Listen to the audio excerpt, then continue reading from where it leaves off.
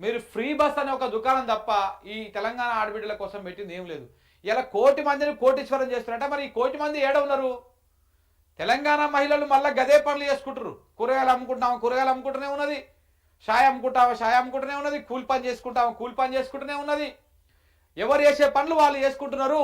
ఆ పని కూడా దొరకకుండా మీ మీ పుణ్యాన ఆ పని కూడా దొరకకుండా అయింది. మరి కోటి మంది మహిళలను ఏడికెళ్ళి తీసుకొస్తారు?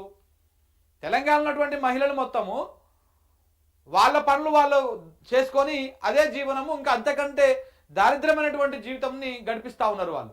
మరి మీరు చెప్తున్నటువంటి కోటి మంది ఏడికెళ్ళి వస్తారు? పక్క రాష్ట్రం మీ చంద్రబాబు నాయుడు రాష్ట్రంకి వెళ్ళి వస్తారా? ఏపీకి వెళ్ళి వస్తారా? లేకపోతే మీ మోడీ రాష్ట్రంకి వెళ్ళి వస్తారా? తెలంగాణలో ఉన్నా లేకపోతే వేరే వాళ్ళ? కోటి మంది మహిళలు అని చెప్పేసి మాట్లాడుతూ ఉన్నారు కదా. ఇప్పుడు ఆ మహిళల దగ్గరికి పోతే మొన్న మీరు చెప్పినటువంటి ముచ్చట్లు పట్టుకొని మేము కొంతమంది మహిళలకు చూపించినాం.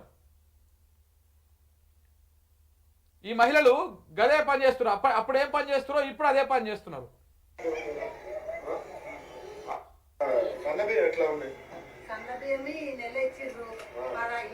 ఇగో ఆ మహిళలు ఏం పని చేసుకురో అంతకు ముందు